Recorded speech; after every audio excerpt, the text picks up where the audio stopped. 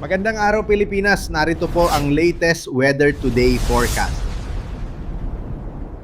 Sa ngayon po, naging isang ganap na bagyo na yung low pressure area po na minomonitor po natin kahapon. And as of 8 ay lumakas pa ito bilang isang tropical storm at meron ng international name na Nangka.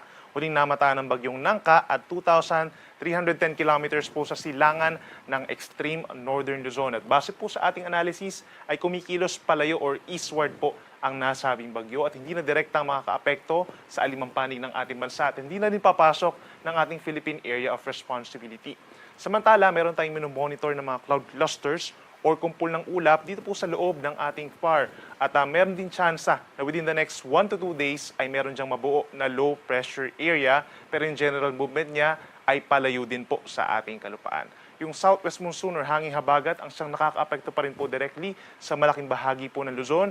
Dinedirekta po ng mga weather disturbance dito po sa may east ng ating bansa itong southwest monsoon natin at nagkakaroon nga po ng interaksyon sa kalupaan po ng western Luzon. Kaya matataas pa rin ang tsansa ng mga pag-ulan, pabugso-bugsong malakas na ulan dito sa may areas po ng Zambales, Bataan at Occidental Mindoro. At malakas din po, meron din tsansa ng mga paminsan-minsan light to moderate rains in some areas pa ng Ilocos Region, Cordillera Region, Central Luzon, and Southern Luzon. Base naman po sa ating latest heavy rainfall warning, tayong tinaas na yellow rainfall warning dahil po yan sa habagat. Ibig sabihin, heavy rains po ang posible sa susunod na 3 oras.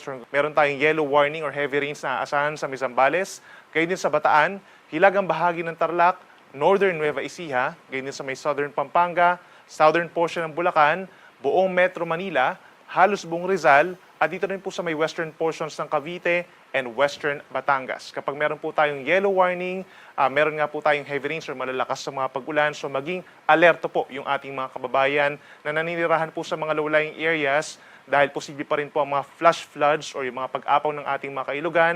At knowing po na ilang araw nang inuulan itong mga areas po na nabanggit natin, mataas din po ang tsansa ng pagguho ng lupa sa mga bulubundukin na lugar. So within the next 7 days po, meron nga po tayong weather disturbances na minomonitor po sa ating monitoring domain. Si Bagyong Nangka, inaasahan pong kikilos palayo at inaasahan kikilos naman pahilagang silangan sa mga susunod po na araw. So hindi naman siya direktang makakaapekto. Yung minomonitor nga natin ng mga cloud clusters, posibleng may babuo dyan na low pressure area pero yung general movement niya ay eastward. Susundan po itong si Bagyong Nangka.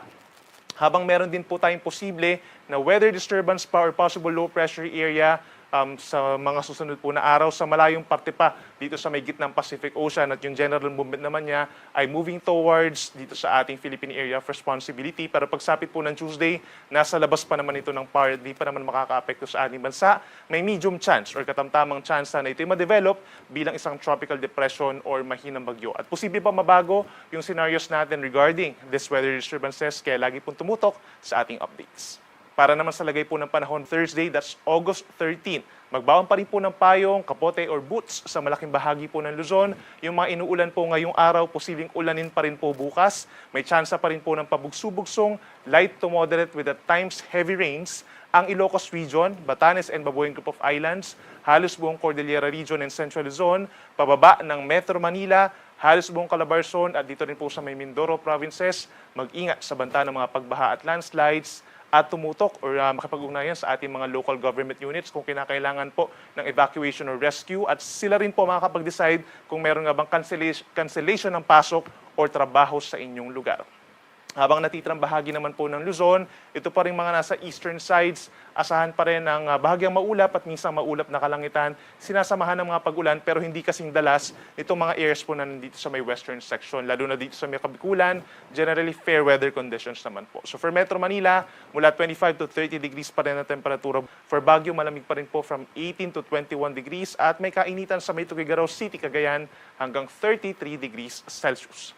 Sa ating mga kababayan po dito sa may Palawan, lalo na itong central and southern portions, gayon din ang halos buong Visayas and Mindanao, bahagyang maulap at madalas maaraw naman po ang kalangitan mula umaga hanggang early afternoon. At asahan na magiging mainit at maalinsangan pa rin po pagsapit ng tanghali.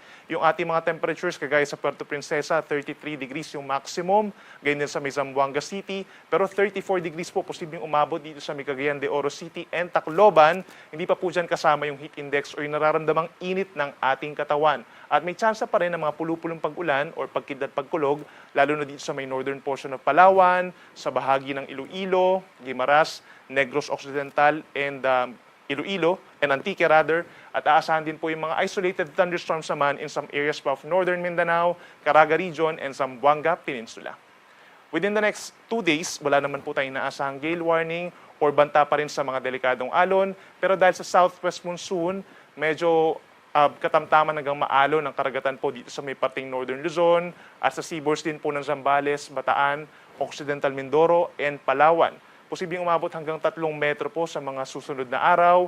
Delikado pa rin yan for small sea vessels habang sa natitirang baybay ng ating bansa, dito sa may Quezon, Bicol Region, pababa ng Visayas and Mindanao, generally kalahati hanggang 1 metro ang taas ng mga pag-alon at possible na umaakyat ito hanggang 2 metro kapag meron tayong mga thunderstorms.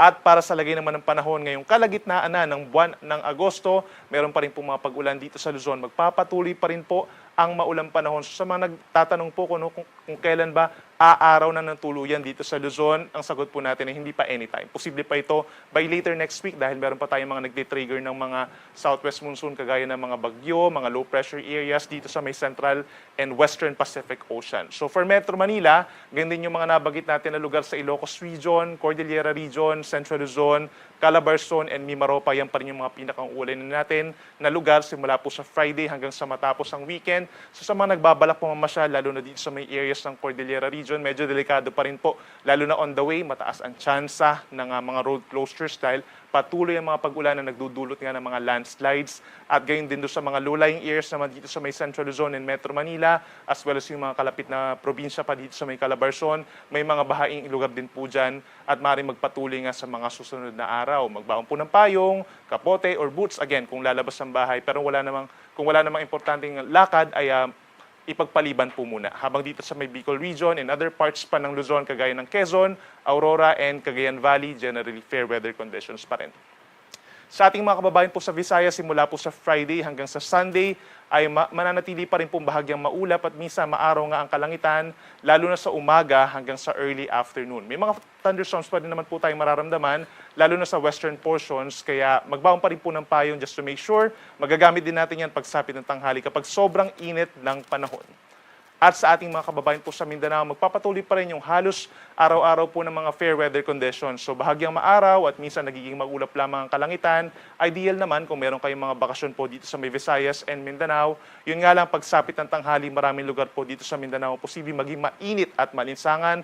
Lalo na sa may area po ng Cagayan de Oro, Butuan, General Santos, and Cotabato, nasa 34 to 35 degrees Celsius ang maximum temperature.